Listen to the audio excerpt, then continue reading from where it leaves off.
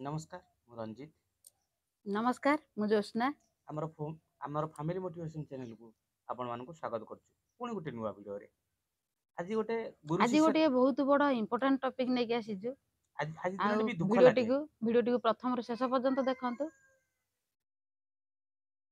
ଗୋଟେ ଦୁଃଖ କଥା ଆଜି ବହୁତ ବଡ ଦୁଃଖ କଥା ଆଜି ହଉଛି ଗୁରୁ ଦିବସ ଯୋଉଠି କି ଗୁରୁକୁ ଭଗବାନ ଭଳିଆ ପୂଜା କରାଯାଏ, ଗୁରୁକୁ ଭଗବାନ ଭଳି ସମ୍ମାନ ଦିଆଯାଏ, ସବୁଠାରୁ ଉପରେ ରଖାଯାଏ। ସେଭଳି ଜଣେ ଗୁରୁ ନୁହେଁ ତ ଗୁରୁ ମାତା ଆମ ଶିକ୍ଷୟିତ୍ରୀ ମାନଙ୍କ ବିଷୟରେ ଆଜି କହିବୁ। ଏ ଘଟଣା ହଉଛି ଭୁବନେଶ୍ୱରର ଘଟଣା। ସେଇ ବିଷୟରେ ଆଜି କିଛି ଆଜି କହିବୁ। देखंतु आज गोटे होची पवित्र दिन, देखो गुरु दिवस। पिला माने केते खुशी आनंद रे गुरु मानन को मानंती आ रेस्पेक्ट करंती, तांकर पूजा करंती। किंतु देखंतु आज पुराना जुग ठू आरंभ करके एबे पर्यंत देखंतु किंतु माने जो माने हमर शिक्षक रहिले सेमानकर पिला प्रति गोटे माने भाव ए पर्यंत बदलिला नाही। देखंतु से पुराना जुग को जानतु जेतेबेले एकलव्य जाइथिले पाठ पढ़िया पय तांको से पाठ न पढ़िया पय पठेई देथिले, किंतु से लुचिकी तांको पाखरु विद्या शिखिथिले। विद्या जेतेबेले से सबुठारु प्रथम हेइ जाउथिले, फास्ट से हेइ जाइथिले, सेतेबेले तांको माने सबुथिरे हरेइबा पय गुरु कोन करथिले ना तांकर बुढ़ा आंगुळीटीकु ताकु मागिथिले, दान दक्षिणा मागि दक्षिणा देथिले। मागिଥିଲେ। सेटा एटा कोन गोटे शिक्षक गोटे गुरुंकर एटा करिबा ठीक थिला कि? ଏହା କର୍ତ୍ତବ୍ୟ କି? बिल्कुल भी ठीक नथिला। सेही परि आज गोटे घटना घटिची भुवनेश्वर खंडगिरी स्टेशन रे, खंडगिरी पुलिस स्टेशन रे आसी कंप्लेन करिसंती कि से पिलाटी गोटे क्वेश्चन को दुई थर पचारिबारु तांको मैडम कोन करिसंती ना तांको आखि की एते जोर माने प्रेशर करी मारिसंती। वर्तमान तांकर आखि आउ फेरिबो कि नाही ठीक नाही। ଫେରିବ ନାହିଁ, ଡକ୍ଟର କହିଦେଇଛନ୍ତି ତାଙ୍କର ଆଖି ଆଉ ଫେରିବ ନାହିଁ। ସେ ଆଖିଟି ପୁରା ନଷ୍ଟ ହେଇଯାଇଛି। ମାନେ ଏ ନଷ୍ଟ ପାଇଁ ଦାୟୀ କିଏ ହବ? ସେ ଶିକ୍ଷୟିତ୍ରୀ ମ୍ୟାଡାମ ଦାୟୀ ହେବେ, ନା ତାଙ୍କ ସ୍କୁଲର ହେଡ ସାର୍ ଦାୟୀ ହେବେ, ନା କିଏ ହବ ଦାୟୀ ଏଥିପାଇଁ? ଝିଅଟି ଅତି ସରଳ ନିରୀହ आ ଝିଅଟି। सेठी से मैडम जनक कहउचंती कि एटा मोर भूल हेइ जाइची। आपण एमिति केमिति भूल करि पारछंती? कहिचंती कोन मु अधिक भल पाइबाकू जाइकी अधिक स्नेह करेकी ए भूल कर देइची। अधिक भल पाइबा स्नेह जोउठी थिबो जणे एते निष्ठुर काम करि परिबो नाही। ମୁଁ ଗୋଟିଏ କଥା ମ୍ୟାଡାମକୁ ପଚାରିବି ଏଠି, ଯଦି ଏତେ ଅଧିକ ଆପଣ ଭଲ ପାଉଥିଲେ, ଏତେ ଭଲ ପାଇବା ଥିଲା, ତାହେଲେ ଦେଖିଆ ଆପଣ ପୁଅ ଝିଅକୁ ତ ବହୁତ ଭଲ ପାଉଥିବେ ନା ସେ ଛୁଆଟୁ ବି। ଦେଖିଆ ଗୋଟେ ଆଖି ଫୁଟେଇ ଦେଲେ ଆପଣଙ୍କ ପୁଅ କି ଝିଅ, ତାହେଲେ ଆମେ ଜାଣିବୁ ସତରେ ଏଇଟା ଆପଣଙ୍କର ଭଲ ପାଇବା। ଆପଣ ଏଇଟା ଭଲ ପାଇବା ନୁହେଁ, ଏଇଟା ହଉଛି ରାଗ। ରାଗରେ ଆପଣ ଏମିତି ମାଡ ମାରିଛନ୍ତି ଯେ ସେ ଛୁଆଟିର ଆଖି ନଷ୍ଟ ହେଇଯିବ। ଗୋଟେ ନୂଆ 9 ବର୍ଷର ଝିଅଟିର ଆଖିଟି ସମ୍ପୂର୍ଣ୍ଣ ନଷ୍ଟ ହେଇଛି, ତା ଭବିଷ୍ୟତ ପୁରା ନଷ୍ଟ। ସେ ପୁଣି ଝିଅ ପିଲାଟିଏ, ତା ମ୍ୟାରେଜ କରିବା ପାଇଁ ପ୍ରୋବ୍ଲେମ ହବ, ସବୁ କ୍ଷେତ୍ରରେ ତାର ଏଇନା ପ୍ରୋବ୍ଲେମ ହବ। ତାର ସେଥିପାଇଁ ଭବିଷ୍ୟତ ତାର ପୁରା ଦାୟିତ୍ୱ ନଷ୍ଟ। କିଏ ତା ନବ? ଆଖି ଯୋଉଠି ନଷ୍ଟ ହେଇଯାଇଛି ତାର ଭବିଷ୍ୟତ ପୁରା ନଷ୍ଟ। ତାଙ୍କ ବାପା କହିବା କଥା ଅନୁସାରେ ସେ ମ୍ୟାଡାମ ଏବେ ନୁହେଁ, ଅନେକ ଥର ଏମିତି ଛୁଆ ମାନଙ୍କୁ ମାରନ୍ତି, ଅନେକ ଥର ବି ମାରିଛନ୍ତି। ତାଙ୍କ ନାଁରେ ବି କମ୍ପ୍ଲେନ ଦିଆଯାଇଛି ହେଡ ସାର୍, କିନ୍ତୁ କାହିଁକି କେଜାଣି କୋଉ ସ୍ୱାର୍ଥ ପାଇଁ ଯେ ହେଡ ସାର୍ ତାଙ୍କୁ ନ ବଦଳେଇ ସେଠି ରଖେ, ସେ ସ୍କୁଲରେ ସେ ତେଣୁକରି ରଖେଇଥିଲେ। ଏଠି ଆମ ସରକାର ନିହାତି ଆକ୍ସନ ନେବା ଉଚିତ, କାରଣ ଗୋଟେ ଛୁଆର ଏଠି ଭବିଷ୍ୟତ ନଷ୍ଟ ହେଇଯାଉଛି। କେମିତି ଏ ଭୁଲକୁ ଏ ଭୁଲର ତ କ୍ଷମା ହିଁ ନାହିଁ। ସେ ପିଲାଟି କହିବା କଥା ଅନୁସାରେ ସେ ଏମିତି ବାରମ୍ବାର ହିଁ କରିଛନ୍ତି। ଗୋଟିଏ କ୍ୱେଶ୍ଚନ କୁ ଗୋଟେ କଣ ଛାତ୍ରଟି ଦିଥର ପଚାରିବା ତାର ଅଧିକାର ନାହିଁ? ଆପଣ ମାନଙ୍କୁ ସେ ପଇସା ଦଉଛନ୍ତି, ପଇସା ଦେଖନ୍ତୁ ଦେଇକି ସେ ପାଠ ମ୍ୟାଡାମ ପଢଉଛନ୍ତି। ଜଣକୁ ଆମେ ଭିଡିଓ ମାଧ୍ୟମରେ କହୁଛୁ କି ଆପଣଙ୍କର ଯଦି ବୁଝେଇବା ଶକ୍ତି ନାହିଁ କି ବୁଝେଇବାର ପେସେନ୍ସ ନାହିଁ, ତାହେଲେ ଆପଣ ଚାକିରି ଛାଡି ଦିଅନ୍ତୁ। କିନ୍ତୁ ପିଲାମାନଙ୍କ ସହିତ ଏପରି ବ୍ୟବହାର କରନ୍ତୁ ନାହିଁ। ଆପଣଙ୍କ ଭଳିଆ ଟିଚର ଆକ୍ଚୁଆଲି ଦରକାର ନାହିଁ। ସମାଜକୁ ଆପଣ ଭଳିଆ ଶିକ୍ଷୟିତ୍ରୀ ଦରକାର ନାହିଁ। ଏଇଭଳିଆ ଜଣଙ୍କ ଭବିଷ୍ୟତ ନଷ୍ଟ। ଟିଚର ମାନେ କଣ କରନ୍ତି ନା ଭବିଷ୍ୟତକୁ ତିଆରି କରନ୍ତି, ଭବିଷ୍ୟତକୁ ଗଢନ୍ତି। ଆଉ ଭବିଷ୍ୟତ ପିଲାଙ୍କର ତିଆରି କରିବାରେ ଆପଣଙ୍କର ସମ୍ପୂର୍ଣ୍ଣ ଦାୟିତ୍ୱ ରହିଥାଏ, କିନ୍ତୁ ଏଠି ଆପଣ ଭବିଷ୍ୟତକୁ ନଷ୍ଟ କରୁଛନ୍ତି। ଏଇଭଳିଆ ଶିକ୍ଷୟିତ୍ରୀ ରହିବା ଆଦୌ ଯୋଗ୍ୟ ନୁହେଁ। ଏମିତି ଗୋଟିଏ ନୁହେଁ, ଅନେକ ଅଛି। ଆମ ଓଡିଶା ରେ ହଉ କି ଭାରତ ବର୍ଷରେ ହଉ, ଏମିତି ଅନେକ ଅଛନ୍ତି ଯୋଉ ଶିକ୍ଷୟିତ୍ରୀ କି ଶିକ୍ଷକ ମାନେ ଏମିତି କରୁଛନ୍ତି ଆଉ ବାଡଉଛନ୍ତି ରାଗରେ। ଆଉ ସେଇଟା ସେ ସେଇଟା ଗୋଟେ ଗୋଟେ ତାଙ୍କର ମାନସିକ ରୋଗ। ଆପଣ ତୁରନ୍ତ ଯାଇ ଡକ୍ଟର କୁ ଦେଖାନ୍ତୁ। ଆଉ ଯଦି ନ ପାରୁଛନ୍ତି, ସେ ନିଜ ରାଗକୁ ରୋକି ନ ପାରୁଛନ୍ତି, ତାହେଲେ ଆପଣ ଶିକ୍ଷୟିତ୍ରୀ କି ଶିକ୍ଷକ ପଦରୁ ଛାଡି ଦିଅନ୍ତୁ। ସବୁଦିନ ପାଇଁ ଆପଣ ଚାକିରି ଛାଡି ଦିଅନ୍ତୁ, ତାହାନେ ଭଲ ହବ। କାହିଁ ଆପଣଙ୍କର ରାଗ ଟିକକ ପାଇଁ ଜଣଙ୍କର ଆଖି ନଷ୍ଟ କରିଦେବେ, ଜଣଙ୍କ ଭବିଷ୍ୟତକୁ ଅନ୍ଧାର କରିଦେବେ। ଏଇଟା କେତେ ଦୂର ସତ୍ୟ, ମାନେ ଭଲ କରୁଛନ୍ତି ଆପଣ ମାନେ? ଆଉ ଗୋଟେ ଜିନିଷ ଦେଖନ୍ତୁ, ପ୍ରଥମେ ତ କହିବେ ଆପଣଙ୍କୁ ସେ ଛୋଟ ଛୁଆ ମାନଙ୍କୁ ସେମାନଙ୍କୁ ମାରିବାର ଅଧିକାର ଆପଣଙ୍କୁ କିଏ ଦେଲା? ଯୋଉଠି ଆଇନ ବିରୋଧରେ ପୁରା ଆପଣ ଯାଇଛନ୍ତି। ଯୋଉଠି ସରକାର କହୁଛନ୍ତି ମାଡ଼ ମୁକ୍ତ ଏରିଆ, ଶିକ୍ଷା ଅନୁଷ୍ଠାନରେ ଆପଣ ମାନେ କୌଣସି ହାଲତରେ ବି ଛୋଟ ଛୁଆଙ୍କୁ ମାରି ପାରିବେ ନାହିଁ, କି ବଡ ଛୁଆଙ୍କୁ ମାରି ପାରିବେନି। ଶିକ୍ଷା କ୍ଷେତ୍ରରେ କୌଣସି ଆକ୍ସନ, ମାନେ ଛୁଆଙ୍କ ପ୍ରତି କୌଣସି ଆକ୍ସନ ଆପଣ ମାନେ ନେଇପାରିବେନି। ତା ସରକାର ନିୟମ କରିଛନ୍ତି। ଆପଣ ମାନେ କଣ ସରକାରଙ୍କ ଊର୍ଦ୍ଧ୍ୱରେ ସେ ଛୁଆଙ୍କୁ ଯାଇକି ମାରୁଛନ୍ତି? ମାରିବା କଥା ନୁହେଁ। ତେଣୁକରି ଯଦି ଆପଣ ତାଙ୍କ ଉପରେ କଡ଼ା ଯଦି ଆକ୍ସନ ନିଆଯାଉ। ଯଦି ଛୁଆଟି ପାଠ ନ ପଢିଲା କି କରିପାରୁନାହିଁ କି ବୁଝିପାରିନି ତାଙ୍କ ଅଭିଭାବକକୁ ଡାକନ୍ତୁ, ତାଙ୍କ ଗାର୍ଡିଆନକୁ ଡାକନ୍ତୁ, ସେଠି ପଚାରନ୍ତୁ ଯେ ଆପଣଙ୍କ ଛୁଆ ପାଠ ପଢିବନି, ରେଜଲ୍ଟ ଖରାପ ହେଲେ ଆପଣ ମାନେ କହିପାରିବେନି। ସେ ରେସପନ୍ସିବିଲିଟି ତାଙ୍କ ବାପା ନେଇଥାନ୍ତେ।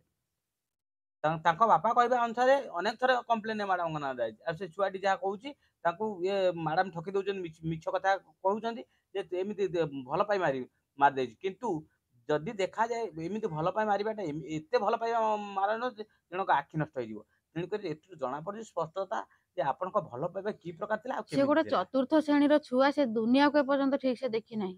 ଛୋଟିଆ ଛୁଆଟା ଏବେ ପାଠ ପଢିବ କେମିତି? ସେ ବଡ ହବ, ସେ ଗୋଟେ ଝିଅ ପିଲା, ସେ ବାହା ବି ହେଇପାରିବ ନାହିଁ, ତାର ଫ୍ୟୁଚର ପୁରା ନଷ୍ଟ। ଏଥିପାଇଁ ଦାୟୀ କିଏ?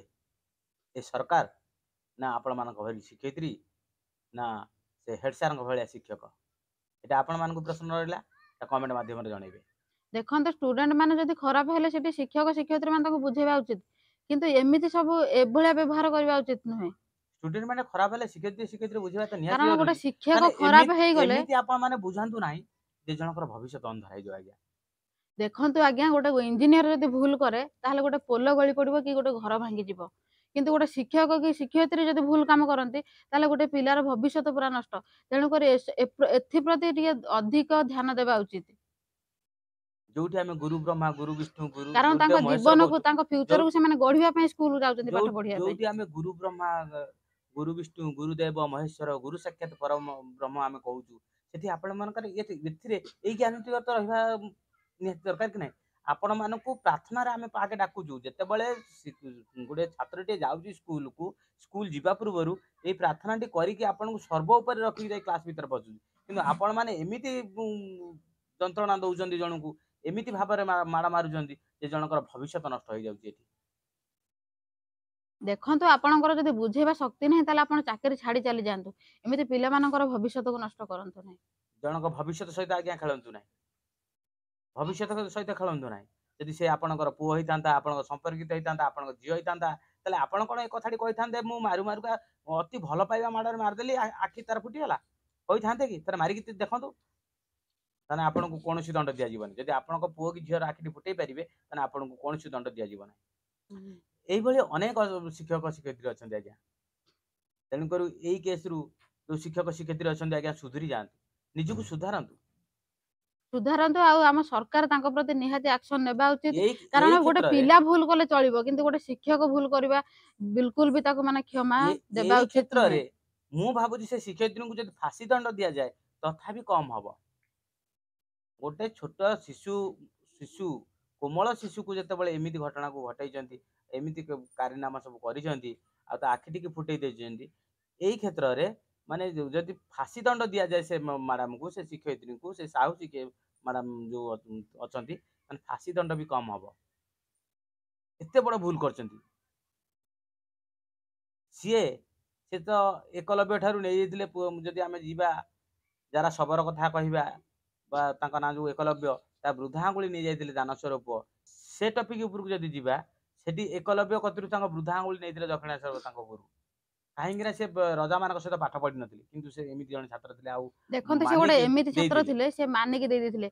କିନ୍ତୁ ଏବେକା ଯୁଗରେ ପିଲାମାନେ ଯେତେ ସ୍ମାର୍ଟ ହେଲେଣି, ସେ କେବେ ବି ଦେଇନଥାନ୍ତେ।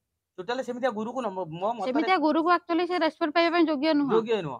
ଯୋଉଠି ଗୋଟିଏ ଗୁରୁର ଶିଷ୍ୟ ହଉଛନ୍ତି ସବୁ ଶିଷ୍ୟ ସମାନ, ସେ ସମାନ ହେଉଥିବା କ୍ଷେତ୍ରରେ ସମାନ ଦେଖିବ।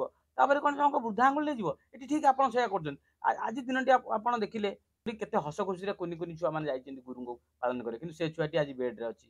ପୁଣି ଆଖି ନଥିବା, ଗୋଟିଏ ଆଖି ହରେଇଥିବା ଛୁଆ ଆଜି ବେଡରେ ରହିକି କେତେ ଦୁଃଖ ଯନ୍ତ୍ରଣା ରହିଛି। ଆପଣ ମାନେ ଟିକେ ଚିନ୍ତା କଲେ କେତେ କଷ୍ଟ, ସେ ଯନ୍ତ୍ରଣାଦାୟକ, କେତେ କଷ୍ଟଦାୟକ କୁହନ୍ତୁ। କୁନି କୁନି ଛୁଆ ମାନେ ଫୁଲ ଧରି ଯେତେବେଳେ ଯାଉଛନ୍ତି ସାର୍ ମାନଙ୍କୁ ପୂଜା କରି, ସେ ଛୁଆଟି ବେଡରେ ଯନ୍ତ୍ରଣାରେ ରହୁଛି।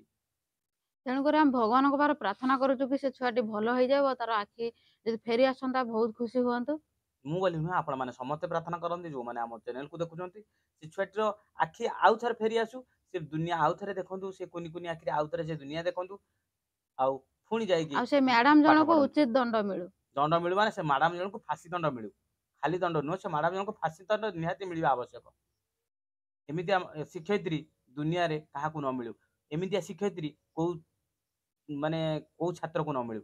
ଏମିତିଆ ଶିକ୍ଷୟିତ୍ରୀ କୋଉ ପରିବାରରେ ନ ରୁହନ୍ତୁ। ଏଇଭଳିଆ ଶିକ୍ଷୟିତ୍ରୀଙ୍କୁ ନେଇ ଦୁନିଆ ଦିନେ ଅନ୍ଧାର ହେଇଯିବ। ତେଣୁକରି ଏମାନଙ୍କୁ ତୁରନ୍ତ ଫାଶୀ ଦିଆଯାଉ। ଏଇଭଳି ଶିକ୍ଷୟିତ୍ରୀଙ୍କ ପ୍ରତି କାର୍ଯ୍ୟାନୁଷ୍ଠାନ ତୁରନ୍ତ ନିଆଯାଉ।